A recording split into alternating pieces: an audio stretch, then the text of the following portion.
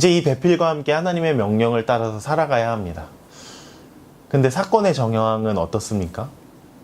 우리가 창세기 3장 잘 알고 있지만 제대로 돕지 못합니다. 돕는 배필인데 뼈 중에 뼈, 살 중에 살인데 그렇게 만나도 제대로 하나님의 말씀을 받들지 못한다면 그 뼈도 하나도 소용없다는 겁니다.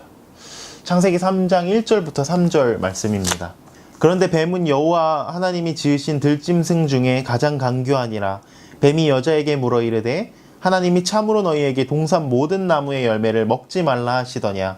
여자가 뱀에게 말하되 동산 나무의 열매를 우리가 먹을 수 있으나 동산 중앙에 있는 나무의 열매는 하나님의 말씀에 너희는 먹지도 말고 만지지도 말라 너희가 죽을까 하노라 하셨느니라. 하와는 하나님의 명령을 직접 듣지 못했습니다. 아담을 통해서 들었지요. 하나님의 말씀을 제대로 알지 못하고 행하지 못하면 이런 일이 벌어질 거라는 겁니다. 먹지도 말고 만지지도 말라. 하나님께서는 만지지도 말라는 이야기를 하신 적이 없거든요. 그냥 먹으면 죽으리라 말씀하셨는데 거기에 덧붙여서 너희가 죽을까 하노라 라고 이야기한다는 거죠. 하나님 반드시 죽는다고 말씀하셨습니다. 이것이 인간이 걸어가는 길이라는 거예요. 내 마음과 내 생각대로 바꿔가는 겁니다. 여기에서 인간의 죄가 시작된다는 겁니다. 결국 선악과를 먹거든요. 왜냐하면 뱀이 선악과를 먹으면 내 눈이 밝아져서 하나님의 명령을 따르는 존재가 아니라 내 마음대로 살아갈 수 있는 하나님과 같은 존재가 될 것이다 이야기했다는 거예요. 매력적이지 않나요?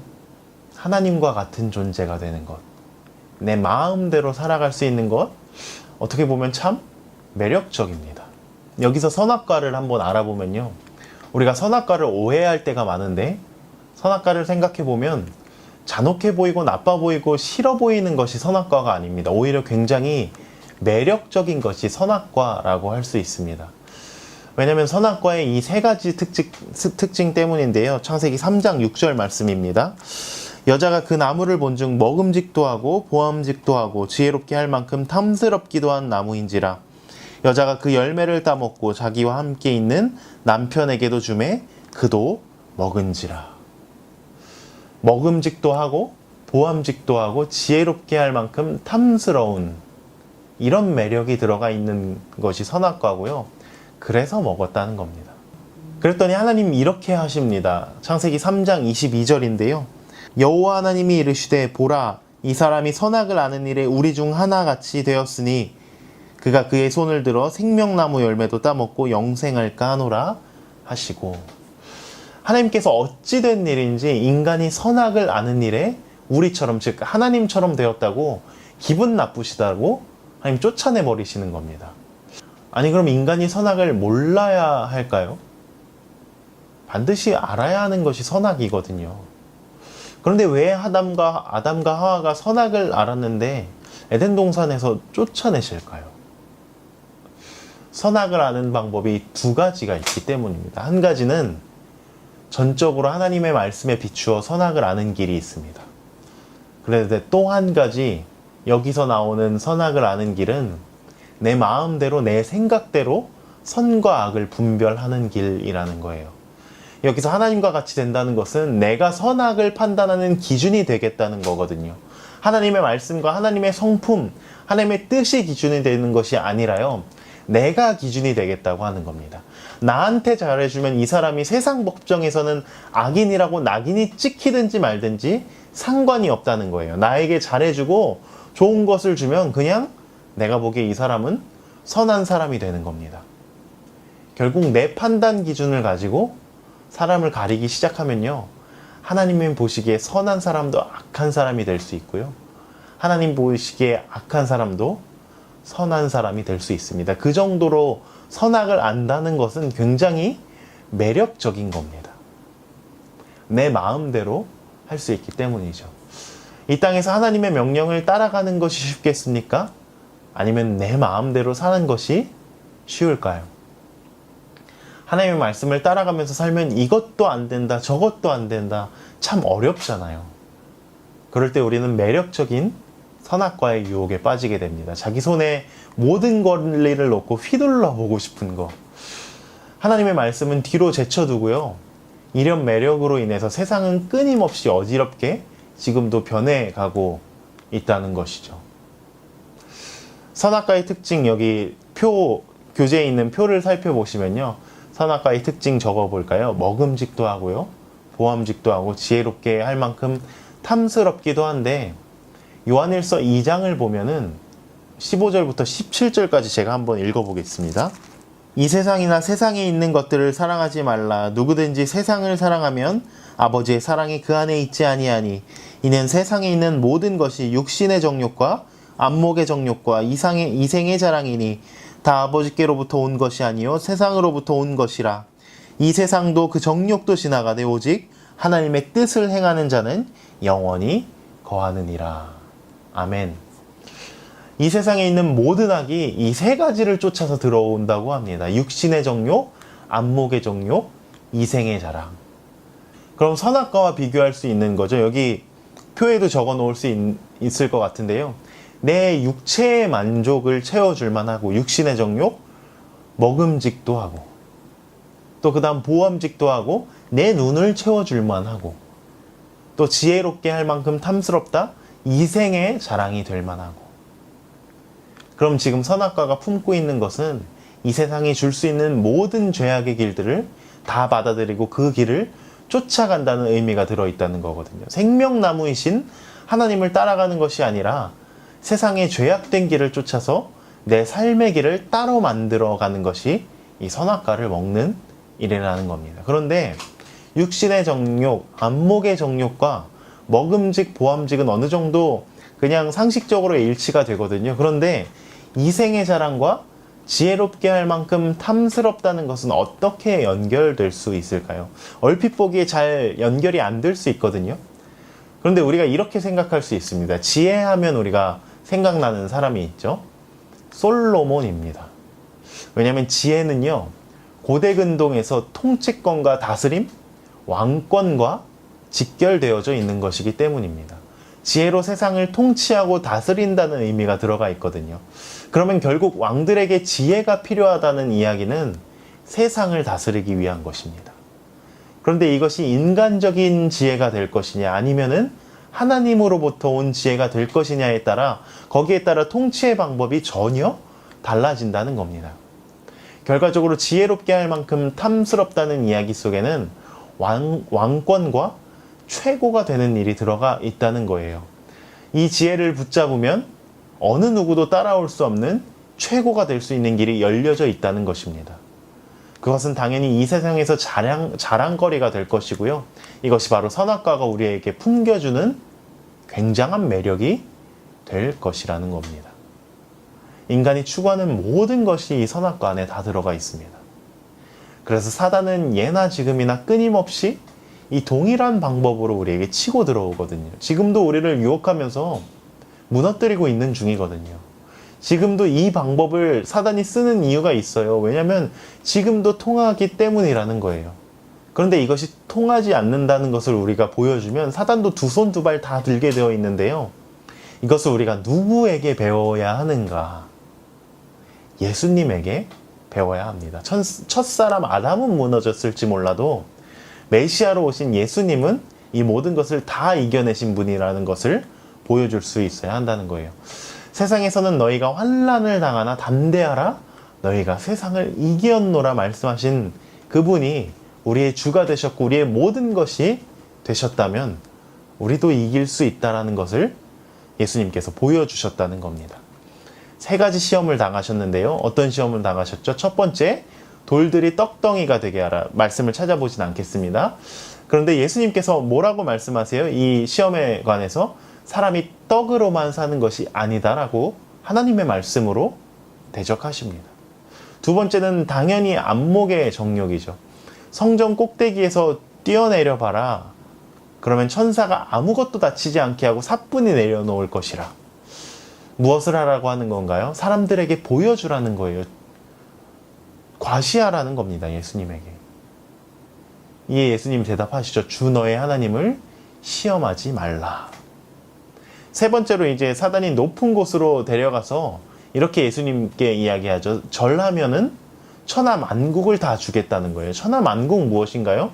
왕권입니다. 사단과 손만 딱 잡으면은 천하를 주겠다는 거예요. 예수님께서 대적하시죠. 주 너의 하나님만 경배하고 다만 그를 섬기라. 예수님의 대답을 정리해보면 이렇습니다. 사람이 떡으로만 사는 것이 아니다. 신명기 8장 3절. 주 너의 하나님을 시험치 말라. 신명기 6장 16절. 주 너의 하나님만 경배하고 그를 섬기라 하였다. 신명기 6장 13절. 모든 것을 하나님의 말씀으로 이겨내고 계십니다. 우리가 여기서 말씀을 배우는 이유가 무엇인가요? 하나님 앞에 바르게 서기 위함입니다. 사단이 예수님을 시험하러 왔다가 예수님께서 말씀으로 다 대적하시자 예수님을 떠났다고 이야기하거든요.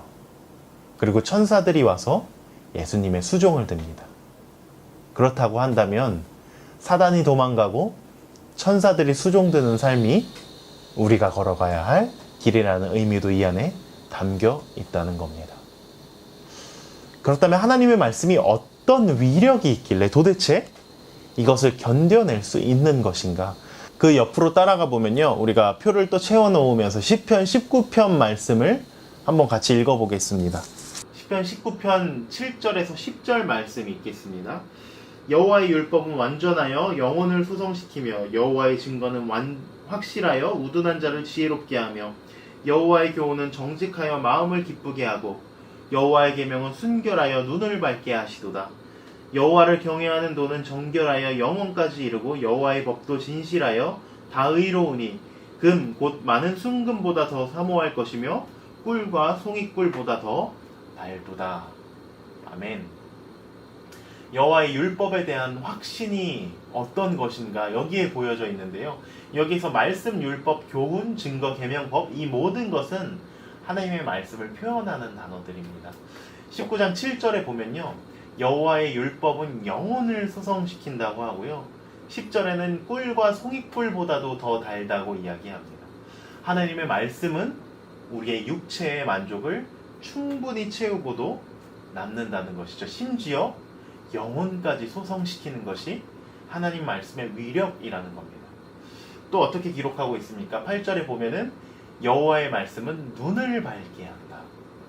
눈을 밝게 해서요. 안목의 정욕과 그렇지 않은 것을 구별해 줄 수 있는 충분히 바른 시선을 가질 수 있는 길을 열어가게 한다는 것입니다. 또 7절에 심지어 우둔한 자도 지혜롭게 합니다.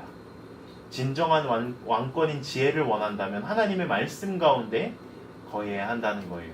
그럼 이 세상을 바르게 다스릴 수 있는 지혜를 얻을 수 있을 것이라. 이 세 가지만 율법을 통해서 갖춰진다면 시편 19편 기자에게 확신이 있다는 거예요. 이 내용들 전체가 완전히 내 삶을 뒤바꿔 놓으리라. 11절부터 13절까지 읽어보겠습니다. 또 주의 종이 이것으로 경고를 받고 이것을 지킴으로 상이 크니이다. 자기 허물을 능히 깨달을 자 누구리요? 나를 숨은 허물에서 벗어나게 하소서. 또 주의 종에게 고의로 죄를 짓지 말게 하사 그 죄가 나를 주장하지 못하게 하소서. 그리하면 내가 정직하여 죄가를 벗어나게 했나이다. 아멘. 모든 죄에서 벗어날 수 있는 길이 여기에 들어있다는 겁니다. 심지어 하나님의 말씀이 숨은 허물까지도 들춰내서 다 바꾸어 버린다는 의미가 여기 들어있거든요. 이것이 하나님의 말씀의 위력입니다. 그 옆에 교재에 보시면은 메슬로의 욕구 5단계설이라고 적혀 있는 것을 보실 수 있을 겁니다. 혹시 메슬로라는 사람 들어보셨습니까? 메슬로의 욕구 5단계설이 굉장히 유명한데요. 이것이 1960년대에 발간돼서 지금도 이제 언급되고 있는 학설입니다. 이 욕구 5단계를 보면 메슬로도 마치 선악과를 알고 있는 것 같다라는 인상을 받는데요. 이 표를 한번 보시면요. 인간은 이것부터 시작해서 욕구를 충족시켜 나가는데 첫 번째 생존 욕구입니다.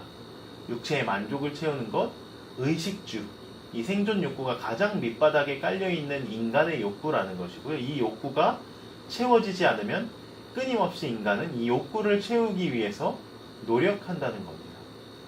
그런데 이제 이 생존 욕구가 채워지면 그 다음 단계로 올라가는데 이제는 생존하는 것이 문제가 아니라 안정을 갖고 싶어 한다는 거예요. 보험을 들기도 하고요. 먹고 살만해지니까 미래도 보장받고 싶고 안전하게 살고 싶은 욕구가 생깁니다. 그래서 안정 욕구가 두 번째에 들어가 있고요. 미래 안정에 대한 욕구가 이제 지나가게 되면 좀 더 안정적으로 평안하게 살고 싶은 마음. 그런데 이 안정까지 채워주면 그 다음 단계는 무엇이 되는가? 우리가 혼자 사는 세상이 아니거든요. 어딘가에 소속되어지고 싶어 합니다.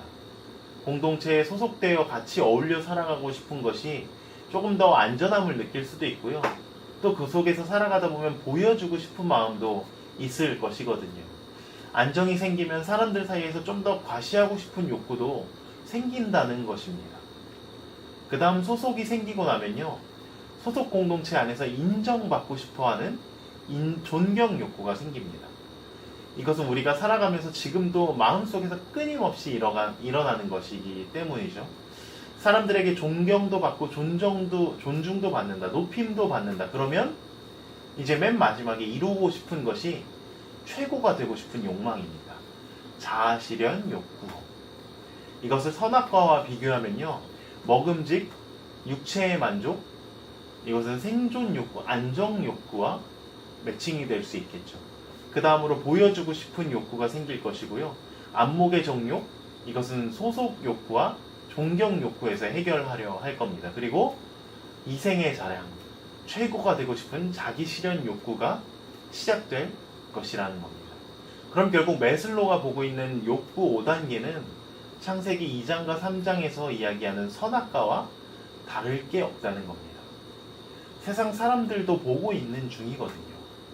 그러나 엄청난 차이점이 있습니다. 매슬로의 욕구 5단계는 인간이 이루어야 할 욕망이라고 이것을 이야기하고 있고요. 그런데 반면에 성경은 이것을 죄라고 이야기한다는 점입니다. 세상은 수단과 방법을 가리지 않고 이것을 이루어야 한다고 이야기하는데요. 그것은 세상이고요. 선악과를 바르게 다룰 수 있는 마음 자세도 능력도 없는 세상이 하는 이야기고요. 하나님의 말씀을 가지고 있는 우리는 다릅니다. 세상이 이야기하는 이론과 방식에도 하나님의 말씀을 가지고 바르게 이끌어 나갈 수 있는 힘이 우리에게 있습니다. 그것이 하나님 말씀의 능력이라는 것입니다. 결국 하나님의 말씀을 철저히 듣고 그것을 따라가게 된다면 우리에게 있어 에덴 동산이 회복되어질 수도 있다는 의미도 이 안에 들어가 있는 것을 발견할 수 있습니다. 지금을 살아가고 있는 우리에게 이 에덴 동산을 회복한다는 것이 어떤 의미를 가지고 있는가? 에덴 동산을 회복한다는 것이 우리에게까지 어떻게 이어져 왔는지 한번 살펴보면 좋을 것 같습니다. 첫 번째로 에덴 동산, 약속의 땅, 온 세계 이렇게 적어놨는데 먼저 에덴 동산 이 부분을 보면요. 첫 번째로 창조가 이루어지는데요. 혼돈과 공허 가운데 천지창조가 이루어졌다고 말씀드렸습니다. 이것은 흑암의 세력을 빛으로 물리치신 구원을 의미하기도 한다고 이야기를 드렸죠. 두 번째 칸, 창조하여 누구에게 선물을 주셨습니까? 아담이라는 인간에게 선물로 주셨습니다. 창세기 2장 9절을 보면 읽지는 않겠습니다. 아름답고 먹기에 좋은 나무가 가득 들어차 있습니다. 인간의 노력이 없이 하나님께서 은혜로 주셨다는 거거든요. 하지만 그것에 무엇이 필요하냐면 이것을 누리기 위해서는 지켜야 하는 법이라는 것이 있었습니다. 두 개의 나무가 있었죠. 생명나무와 선악을 알게 하는 나무. 이 두 나무를 어떻게 다루느냐에 따라 생명과 죽음의 길로 나아가는데 네 번째, 만약에 이 명령을 어기면 반드시 죽으리라 말씀하셨고요. 그런데 아담과 하와가 어겼죠. 어겼을 때는 추방당해졌습니다. 에덴 동산에서 추방당했고요. 추방당해서 어디로 갔느냐? 에덴의 동쪽으로 추방되었다고 우리가 창세기 3장 24절까지 펼쳐져 있는 내용입니다. 우리에게 이것은 그냥 인간이 지은 죄의 상태를 보여주는 하나의 이야기라고 생각할 수 있습니다. 그런데 이것을 이스라엘 민족의 눈으로 읽는다면 또 다른 의미로 다가올 수도 있을 거거든요. 그 옆에 있는 약속의 땅과 한번 비교해 보겠습니다. 하나님께서 혼돈과 흑암의 세력 가운데 거하고 있는 이스라엘 민족을 어떻게 해주셨습니까? 구원해 주셨습니다. 창세기에서는 혼돈과 흑암의 세력이 칠흑과 같은 물로 등장하고 있는데요. 출애굽기에서는 현실적인 역사가 되어서 등장하고 있습니다. 그 혼돈과 흑암의 세력이 역사적인 실제 속에서는 이집트의 바로가 되는 거죠. 그래서 10가지 재앙으로 이스라엘 민족을 창조해 내시는 중입니다. 갖은 창조물들이 다 등장하고 있거든요. 10가지 재앙 중에는 심지어 빛과 어둠이 나뉘기도 하죠. 이스라엘 민족에게는 빛이 있고요. 이집트인들에게는 어둠이 있습니다. 이 출애굽 사건을 하나씩 살펴보면 하나님의 천재 창조가 이스라엘 민족의 삶 속에서 펼쳐지는 중이라는 걸 볼 수 있는데, 마지막 순간에는 물과 물을 갈라내고 공간을 만드셔서 이스라엘 백성을 걸어가게 하시는 장면이 나오죠. 홍해가 막고 있을 때 물과 물 사이로 마치 천지 창조하실 때 물과 물을 나누시고 궁창을 만드셨던 것처럼 그 속에서 이스라엘 백성을 끄집어내시는 겁니다. 그리고 광야에 가자마자 벌어지는 일이 있지요. 창조의 역사가 펼쳐지는 중인데, 창조의 마지막 날 7째에 무슨 일이 일어납니까? 안식일. 출애굽기 16장을 보면은 만나를 가지고 안식일을 가르치기 시작하십니다. 하나님의 백성의 역사 속에서 천지창조가 일어나고 있고요. 아담이 이스라엘로 바뀌었을 뿐입니다. 다음으로 어디를 선물로 주십니까? 이제 가나안 땅을 선물로 주시는데, 가나안을 에덴 동산으로 회복시켜야 한다는 소명을 주시는 겁니다. 에덴 동산이나 가나안이나 아담이나 이스라엘 백성이나 한 것이 아무것도 없거든요. 하나님이 선물로 주시는 겁니다. 가나안 땅에는 무엇이 있는가? 신명기 6장 10절에서 12절을 보면요. 가나안 땅의 모든 것들, 성읍, 집, 우물, 포도원, 감람나무 등 하나님께서 은혜로 거저 주셨다고 기록되어져 있거든요. 그 다음에 에덴 동산에 하나님의 명령이 있었던 것처럼 가나안 땅에도 당연히 하나님의 명령이 있습니다. 니들 마음대로 살아라, 그렇게 하시지 않아요. 왜냐하면 인간이 마음대로 살면은 그 땅은 곧 지옥이 될 것이라는 걸 아주 잘 알고 계시기 때문이죠. 그래서 주신 하나님의 명령, 율법이 있습니다. 그런데 율법의 특징이 있는데요. 지키면 생명이고 어기면 죽음이라는 것입니다. 신명기 30장 15절을 보면은 생명과 복, 사망과 화를 이야기하죠. 그러나 히브리어 단어로 해석을 하면요. 복이나 화로 해석하면 안 됩니다. 이 단어를요. 복이라는 단어는 선이라고 해석해야 하고요. 화라는 단어는 악이라고 해석해야 됩니다. 선악과 똑같은 단어를 쓰고 있다라는 거거든요. 선악과 생명나무는 하나님의 백성의 율법과 연결되어져 있다라는 것을 알 수 있는 거죠. 그 다음 네 번째로 어기면 어떻게 됩니까? 반드시 죽으리라, 망하리라. 신명기는 끊임없이 반복하고 있는 중이고요. 결국 어겼어요. 어떻게 됐는가? 가나안 땅에서 추방되어졌죠. 이스라엘이 망하고 가나안 땅에서 추방되어져서요. 어디로 추방되어졌습니까? 바벨론 땅으로 추방되어졌습니다. 참고로 바벨론 땅은 가나안에서 정확히 정동쪽에 있는 땅입니다. 즉 가나안 땅의 동쪽으로 추방되어졌다는 것이죠. 하나님의 백성 이스라엘에게는 가나안 땅이 우리에게 맡겨주신 에덴 동산이었는데, 아담이 저질렀던 것처럼 똑같은 짓을 저질러서 결국 망하게 되었다는 겁니다. 이제 이것을 온 세계를 향해 나아가는 그리스도인과 같이 연결시켜 나가면요, 우리에게도 똑같이 벌어질지 모를 일이라는 것을 살펴볼 수 있는데요. 예수님께서 오셔서 하신 일이 무엇인가요? 요한복음 1장 1절부터 5절까지 읽어보겠습니다. 태초에 말씀이 계시니라. 이 말씀이 하나님과 함께 계셨으니 이 말씀은 곧 하나님이시니라. 그가 태초에 하나님과 함께 계셨고 만물이 그로 말미암아 지은 바 되었으니 지은 것이 하나도 그가 없이는 된 것이 없느니라. 그 안에 생명이 있었으니 이 생명은 사람들의 빛이라. 빛이 어둠에 비치되 어둠이 깨닫지 못하더라. 지금 뭐하고 계십니까? 천지창조가 일어나고 있습니다.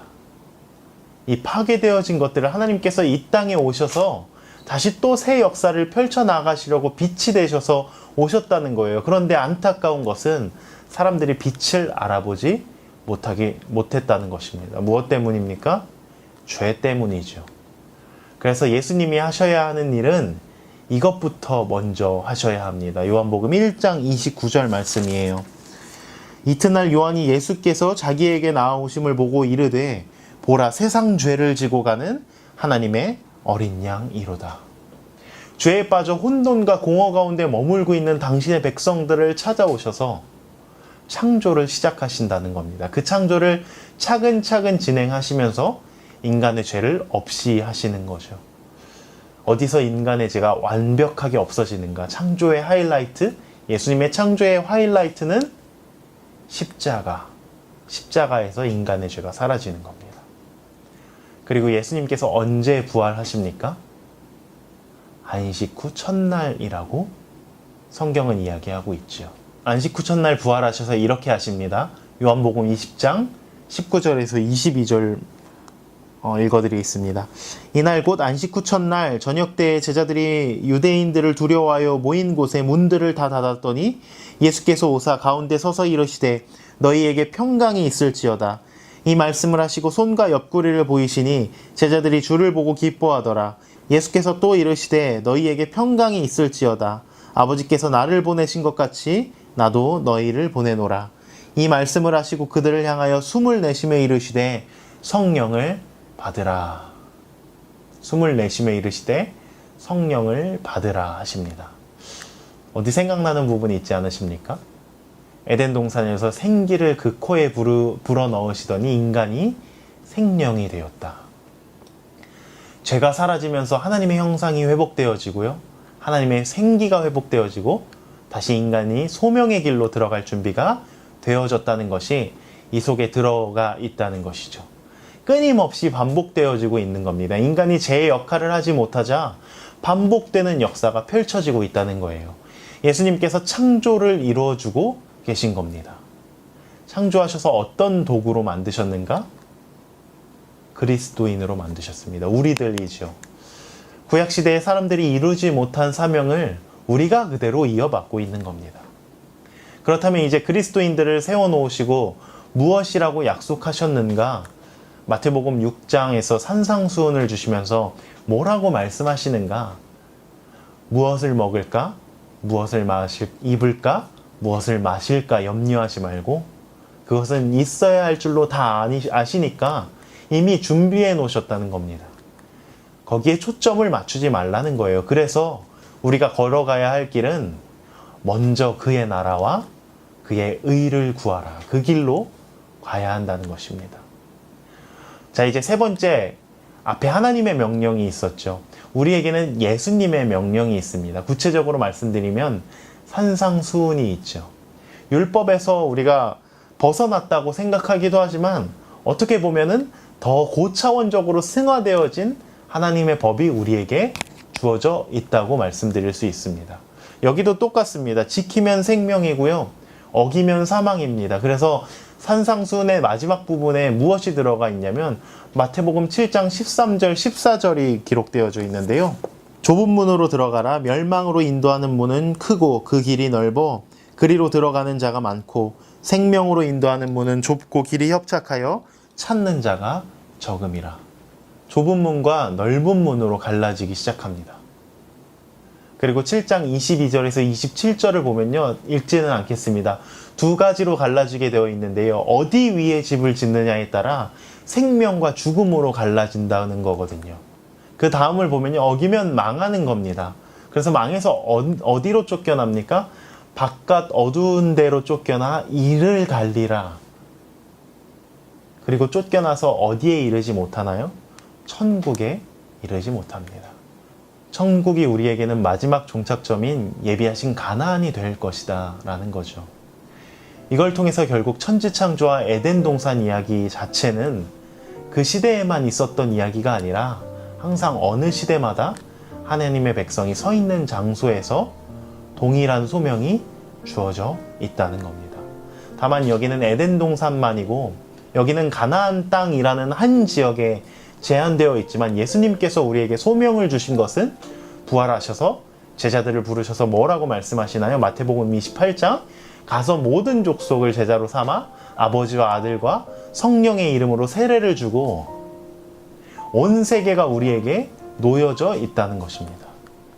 결국 우리가 이루어 나아가야 할 소명은 가나안 정도가 아니라는 거예요.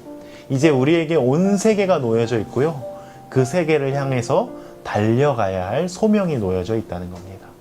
천지창조의 이야기가 남의 이야기가 아니라요.